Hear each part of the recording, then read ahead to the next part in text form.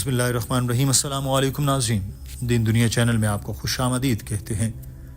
ناظرین، ایک مسلمان ہونے کے ناطے ہمارا فرض ہے کہ ہم دوسروں کو برائی سے روکیں اور نیکی کی تعلیم دیں۔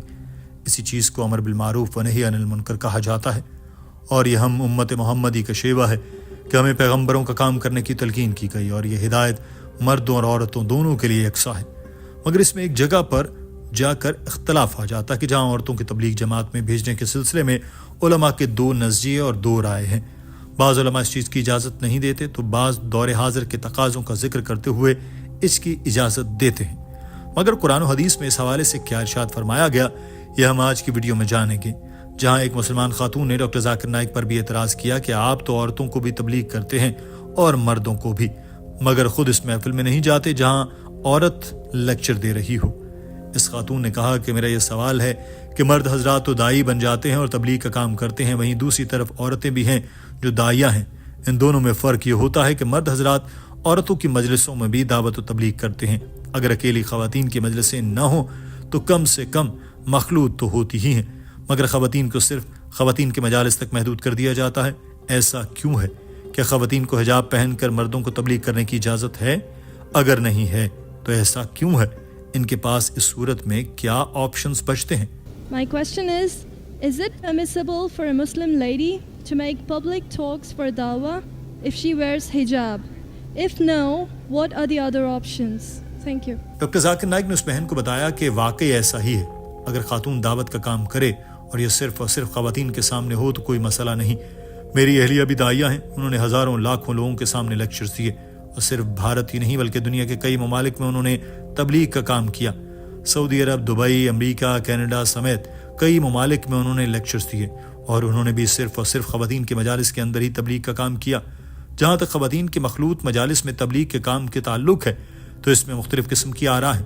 کچھ سکولرز کہتے ہیں کہ کوئی بھی خاتون مخلوط محافل میں اسٹیج پر جا کر اسلام کی دعوت دے سکتی ہے، اس میں کوئی مذاق نہیں۔ مگر وہ سکولرز جو قرآن و سنت کے زیادہ قریب ہیں ان کی رائے مختلف ہے۔ وہ کہتے ہیں کہ خواتین مخلوط محافل میں تبلیغ نہیں کر سکتی، اور میں ان سے متفق ہوں۔ اس کی وجہ یہ ہے کہ قرآن پاک میں سورہ نور میں ارشاد فرمایا گیا کہ ایمان والوں سے کہہ دو کہ وہ اپنی نگاہ نیچی رکھا کریں اور اپنی شرمگاہوں کو بھی محفوظ رکھیں، یہ ان کے لیے بہت پاکیزہ ہے، بے شک اللہ جانتا ہے جو وہ کرتے ہیں۔ اس حوالے کے مطابق اگر کوئی مرد کسی عورت کو دیکھے اور اس کے دل میں کوئی غلط خیال آئے، اس کو فوری طور پر اپنی نگاہیں جھکا لینی چاہیے۔ اگر کوئی خاتون پبلک میں خطاب کر رہی ہے اور مرد دیکھ رہے ہیں تو ان کو اپنی نگاہ نیچی رکھنی چاہیے۔ اگر کوئی مجھے کہے کہ میں عورت کو دیکھتا ہوں اور میرے دل میں کچھ نہیں ہوتا تو اس کو کسی سائیکیٹرسٹ کو دکھانے کی ضرورت ہے۔ ڈاکٹر ذاکر نائک کی بات پر پورے ہال میں کہے گونج اٹھے، یہاں تک کہ سوال کرنے والی لڑکی بھی کھلکھلا کر ہنس پڑی۔ In Surah Nur, chapter number 24, verse number 30, say to the believing man that he should lower his gaze and guard his modesty. Whenever a man looks at a woman, any brazen thought comes in his mind, he should lower his gaze. So if a woman is giving a talk in public and if the men are watching, they should lower the gaze. If someone tells me I look at a woman and nothing happens to him, then he requires a psychiatrist. Doctor Zakir Naik نے بتایا کہ سورہ نور کی جو آیت مردوں کو ہدایت دیتی ہے، اس سے اگلی آیت میں خواتین کے لیے بھی ہدایت دی گئی، جس کا ترجمہ ہے اور ایمان والیوں سے کہہ دو کہ اپنی نگاہ نیچی رکھیں اور اپنی عصمت کی حفاظت کریں اور اپنی زینت کو ظاہر نہ کریں، مگر جو جگہ اس میں کھلی رہتی ہیں، اور اپنے دوپٹے اپنے سینوں پر ڈالے رکھیں اور اپنی زینت ظاہر نہ کریں، مگر اپنے خامدوں یا پر اپنے باپ یا خامند کے باپ یا اپنے بیٹوں یا خامند کے بیٹوں یا اپنے بھائیوں یا بھتیجوں یا بھانجوں یا اپنی عورتوں پر یا اپنے غلاموں پر یا اپنے خدمت گاروں پر جنہیں عورتوں کی حاجت نہیں، یا ان لڑکوں پر جو عورتوں کی پردہ کی چیزوں سے واقف نہیں، اور اپنے پاؤں زمین پر زور سے نہ ماریں کہ ان کا مخفی زیور معلوم ہو جائے۔ اور اے مسلمانوں، تم سب اللہ کے سامنے توبہ کرو تاکہ تم نجات پاؤ۔ ڈاکٹر صاحب نے بتایا کہ آج کی سائنس ہمیں بتاتی ہے کہ جب کوئی مرد کسی خاتون کو دیکھتا ہے تو اس کی آنکھوں کی پتلیاں زیادہ پھیلتی ہیں، جبکہ عورت کسی مرد کو دیکھتی ہے تو اس کی آنکھوں کی پتلیاں بھی پھیلتی ہیں، مگر اتنی نہیں جتنی مردوں کی۔ اس کا مطلب ہے کہ مرد جب عورت کو دیکھتا ہے جو جنسی طور پر وہ زیادہ شہوت کے شکار ہوتا ہے، عورتیں مرد کی نسبت بہت کم ہوتی ہیں۔ اسی وجہ سے آج جو اسکول سنگل سیکس ہیں، یعنی صرف بچوں کے لیے ہیں، یا وہ اسکول جو صرف بچیوں کے لیے ہیں، ان کے امتحانی نتائج بہترین ہوتے ہیں۔ یہ زیادہ مناسب ہے کہ کوئی مرد مخلوط مجالس میں لیکچر دے۔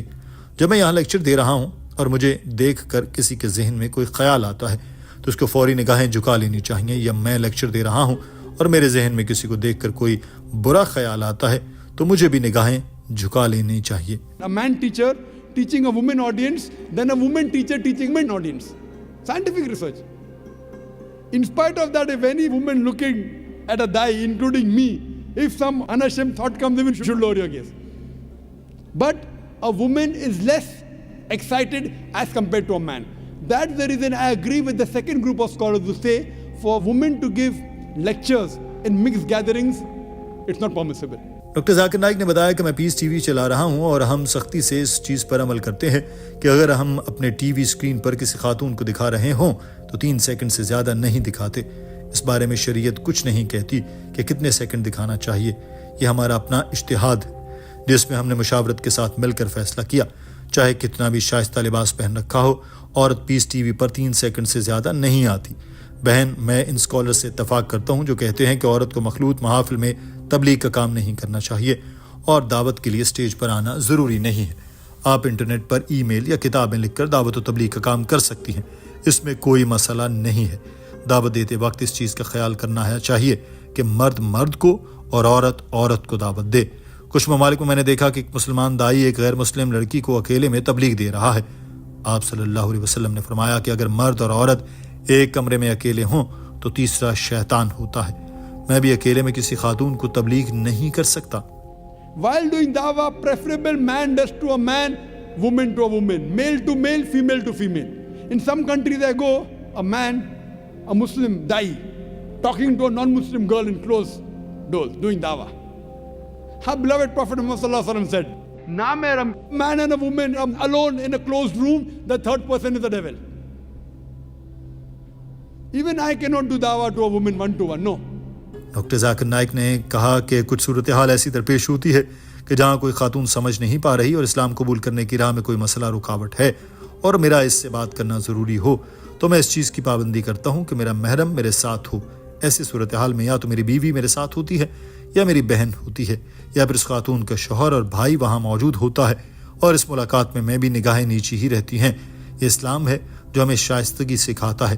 ہم نے اسلامک ریسرچ فاؤنڈیشن میں بہت سے سیشن کیے، وہاں تو مردوں سے زیادہ خواتین دعوت و تبلیغ کا کام کرتی ہیں اور ہزاروں خواتین کو انہوں نے مسلمان کیا ہے۔ تو بہن، میرا آپ کے لیے بھی پیغام ہے کہ اگر آپ دعوت کا کام کرنا چاہتی ہیں تو لازمی کریں، مگر اس بات کا خیال رکھیں کہ آپ صرف عورتوں کے لیے ہی تبلیغ کا کام کریں، مردوں کے لیے نہیں۔ ناظرین، آج کی ویڈیو کے بارے میں آپ کی رائے کیا ہے؟ کامنٹ سیکشن میں ضرور آگاہ کیجیے۔ اپنا خیال رکھیے۔ اللہ حافظ۔